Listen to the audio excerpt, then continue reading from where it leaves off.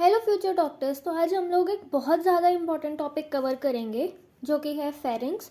और इस पे 10 मार्क्स की केस स्टडी मेरे फाइनल एग्जाम्स में भी आई हुई थी फेरिंजाइटिस में। तो उसमें हर चीज़ पूछी हुई थी, उसकी ब्लड सप्लाई हो गई, नर्व सप्लाई हो गई, सब पूछा हुआ था, रिलेशंस वगैरह। तो ये एक इम्पॉर्टेंट टॉपिक है। तो फेरिंग्स बेसिकली होता क्या है? It is a wide muscular tube situated behind nose, mouth and larynx. Infections are more common here. Middle part is the common passage for both food and air. ये तो हमने शुरू से पढ़ा है कि इसका जो मिडल वाला पार्ट है वो फूड और एयर दोनों ही क्या कहते हैं उसके लिए कॉमन पैसेज है। तो जो अपर पार्ट है वो अकेला एयर ट्रांसमिट करता है, लोअर पार्ट फूड के लिए, और जो मिडल पार्ट है वो दोनों के लिए कॉमन है। तो इसके 3 पार्ट्स होते हैं, nasopharynx, oropharynx, laryngopharynx. Nasal part is nasopharynx, oral part oropharynx और लैरिंजल पार्ट लैरिंगोफेरिंग्स। तो जो नेजोफेरिंग्स है वो क्या करता है, वो मिडल ईयर से कनेक्टेड है। किससे? वाया फेरिंगोटिम्पैनिक ट्यूब, जिसको हम ऑडिटरी ट्यूब भी कहते हैं। ठीक है, फेरिंगोटिम्पैनिक ट्यूब को ऑडिटरी ट्यूब भी कहते हैं। इसके थ्रू ये जो नेजोफेरिंग्स है वो मिडल ईयर से कनेक्ट होता है। तो इसके डायमेंशंस क्या होती है? लेंथ इसकी होती है 12 सेंटीमीटर, विड्थ होती है 3.5 सेंटीमीटर अपर पार्ट की, मिडल पार्ट इसका नैरो है, और जो लोअर पार्ट है फेरिंग्स का, it is the narrowest part of GIT। तो अब इसकी हम बाउंड्रीज देखते हैं। बाउंड्रीज इसकी थोड़ी सी समझने के लिए हम एक ये वाला डायग्राम हम रफली समझ लेते हैं। जो ये एरिया दिया हुआ है इसमें, ये फेरिंग्स है। इसके ऊपर यानी सुपीरियर पार्ट में, यहाँ पे हमारा स्कल होगा, बोनी स्कल होगा यहाँ पे। तो इसके सुपीरियर में हो गया स्कल। इन्फीरियर में अगर ये फेरिंग्स है, इन्फीरियर में यहाँ लिखा हुआ है ईसोफेगस, तो इन्फीरियर में हो गया ईसोफेगस। एंटीरियर में इसके हमारे यहाँ पे नोज माउथ सब कुछ है, तो नेजल कैविटी और ओरल कैविटी हो गई। और पोस्टीरियर में इसके फेशिया है, कौन सा? प्रीवर्टिब्रल फेशिया। तो सुपीरियर में base of the skull, inferior में ईसोफेगस, कहाँ पे? जो 6 सर्वाइकल कार्टिलेज है C6 उसके लेवल पे। पोस्टीरियर पे प्रीवर्टिब्रल फेशिया। एंटीरियर पार्ट इसका थोड़ा इनकम्प्लीट होता है, जहाँ पे नेजल कैविटी है, ओरल कैविटी है और लैरिंग्स है। और इसके दोनों साइड्स पे, on each sides, medial pterygoid plate, pterygomandibular raphe, mandible, tongue, hyoid bone, thyroid cricoid cartilage, auditory tube, और हमारे पास होता है styloid process and muscles attach to styloid process. Artery में common carotid, internal carotid, external carotid artery, और जो cranial nerves उस area में एसोसिएटेड है वो होती हैं। नेक्स्ट आता है हमारे पास वॉल्डियर लिम्फेटिक रिंग। तो जो वॉल्डियर लिम्फेटिक रिंग है वो क्या होता है? It is the aggregation of lymphoid tissue in relation to naso oropharyngeal isthmus. ठीक है, तो जो नेजो ओरोफेरेंजियल इस्थमस होता है उसी के पास हमारा एक लिम्फॉइड टिश्यू होते हैं, उनको हम वॉल्डियर लिम्फेटिक रिंग कहते हैं। अब अगर हम वॉल्डियर लिम्फेटिक रिंग के रिलेशंस की बात करें तो इसके पोस्टीरियर पे है ये पोस्टीरियर है। ठीक है, पोस्टीरियर पे नेजोफेरेंजियल टॉन्सिल है हमारे पास, लेटरल पे ट्यूबल टॉन्सिल है और इन्फीरियर पे लिंगुअल टॉन्सिल है। तो ये इसके इन्फीरियर पार्ट में आ रहा है, लिंगुअल टॉन्सिल है। ये थोड़ा सा इंटीरियर की तरफ होगा ट्यूबल टॉन्सिल, और ये पोस्टीरियर में है नेजोफेरेंजियल टॉन्सिल। नेक्स्ट हम देखते हैं पैलाटाइन टॉन्सिल। तो पैलाटाइन टॉन्सिल में क्या होता है? It occupy tonsillar sinus between palatoglossal and palatopharyngeal arch. ठीक है, तो इस डायग्राम में देखेंगे ये हमारा पैलाटाइन टॉन्सिल है, ये एक आ रही है पैलेटोफेरेंजियल आर्क और ये आ रही है पैलेटोग्लोसल आर्क। इनके बीच में इनके बीच में है वो हमारा है पैलाटाइन टॉन्सिल। ठीक है। तो ये एक एलमंड शेप गैंड है ये मेनली। इसके दो सरफेस है, मीडियल और लेटरल, दो ही पोल है, अपर लोअर, और दो बॉर्डर है, एंटीरियर और पोस्टीरियर। तो अब ये जो इसका मीडियल सरफेस है और ये इसका लेटरल सरफेस है, मीडियल सरफेस पे ये क्रिप्ट्स बने हुए हैं, और जो सबसे लार्जेस्ट क्रिप्ट होता है उसको कहते हैं हम इंट्राटॉन्सिलर क्लेफ्ट। और इसका ये जो लेटरल सरफेस है, यहाँ पे मेनली हमारा फेशिया वगैरह होता है, फेरिंगोबेसिलर फेशिया हो गया, बक्कोफेरेंजियल फेशिया हो गया, और मसल्स होती हैं। तो इसका जो मीडियल सरफेस है उस पर एपिथेलियल होगा, stratified squamous epithelial, 12 to 15 crypts होंगे, और जो लार्जेस्ट क्रिप्ट है उसको कहते हैं इंट्राटॉन्सिलर क्लेफ्ट।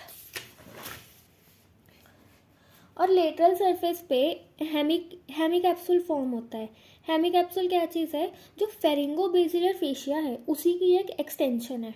और यहाँ पे क्या क्या है? Superior constrictor muscle, styloglossus muscle, anterior inferiorly attach to side of the tongue, palatoglossus muscle, palatopharyngeus muscle, tonsillar artery और पैलेटाइन वेन, जिसमें हम ये सारी चीज़ें, ये आर्टरीज हो गई, मसल्स हो गई, ये सब इस डायग्राम में क्लियरली पता लग रहा है। एक आता है हमारे पास बेड ऑफ द टॉन्सिल। अब बेड ऑफ द टॉन्सिल में क्या क्या होता है? एक ये फेरिंगोबेसिलर फेशिया, उसके बाद सुपीरियर कंस्ट्रिक्टर मसल और पैलेटोफेरेंजियस मसल, आगे बक्कोफेरेंजियल फेशिया, लोअर पार्ट में स्टाइलोग्लोकस, और एक ये आती है हमारी ग्लोसोफेरेंजियल नर्व। ठीक है। और जो टॉन्सिलर आर्टरी होती है वो इन्हें पियर्स करते हुए इसको टॉन्सिल को सप्लाई देती है। एंटीरियर बॉडी पे पैलेटोग्लोक्सल आर्च होगी और पोस्टीरियर पे पैलेटोफेरेंजियल आर्क होगी। ठीक है।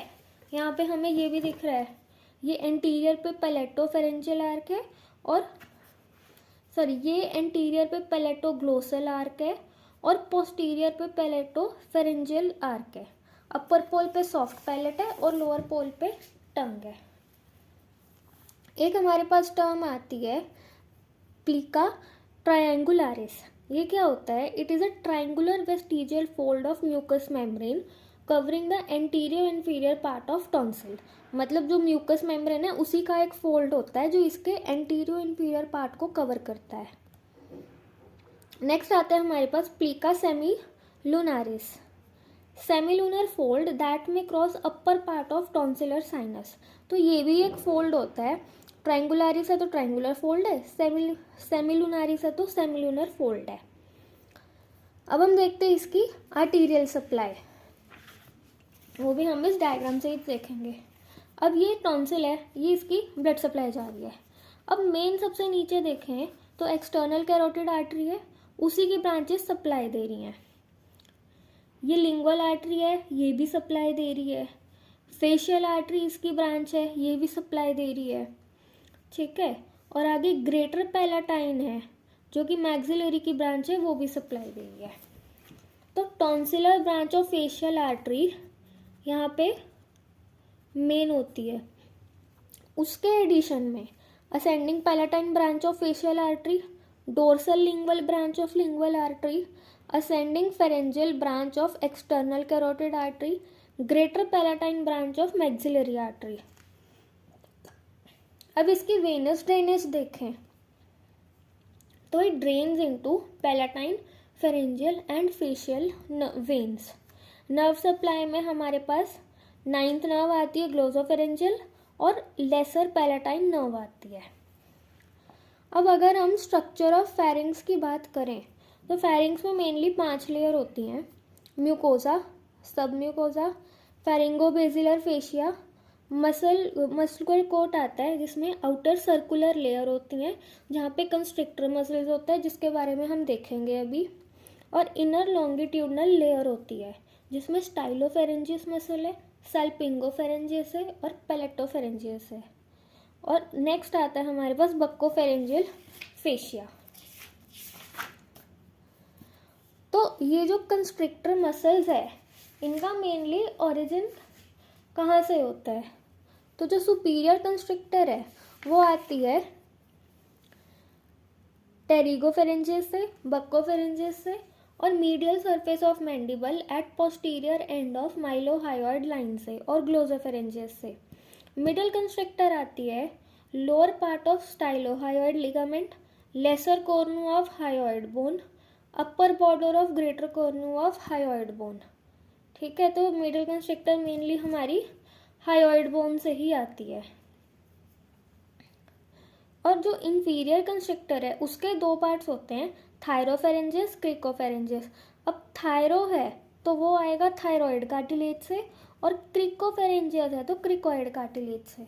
और ये इंसर्ट होती हैं सारी median raphe of posterior wall of pharynx में, मतलब जो फेरिंग्स है उसकी पोस्टीरियर वॉल में ये इंसर्ट हो जाती है। अब जो ये फेरेंजियल मसल्स है, दो मसल्स के बीच में कुछ स्ट्रक्चर्स भी होते हैं, तो हम अभी वो देखेंगे।